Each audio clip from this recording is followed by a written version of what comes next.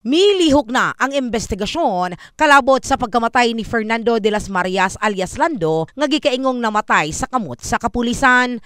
Ngayong hapon, finalize na natin yung mga kabuuan ng mga nakuha nating mga supporting documents, whether scientific yon or mayroon tayong eyewitness account, tinignan din natin.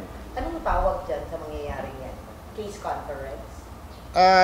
Yes ma'am, magkakaroon tayo ng case conference mamayang hapon, mamayang gabi para makita natin yung kabuuan kung anong pinaka-final na hagilap natin ng mga ebidensya sa yung pangyayari na alleged shooting incident which resulted to the death of yung suspect natin sa pananaksak.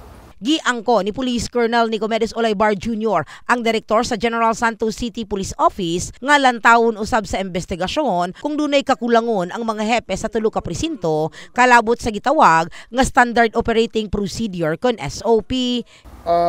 Yes, tingnan natin kung na-manage pa ng husto yung operations, mayroon bang officer's lead ba yun? Okay. Within the bounds of the rules of engagement, within the bounds of leadership na requirements, na-meet ba nila yung demand na yung tao kumuha talaga ng desisyon doon sa ating mga officers. So, para hindi pa dalos-dalos yung mga decisions na wala namang na-misguided.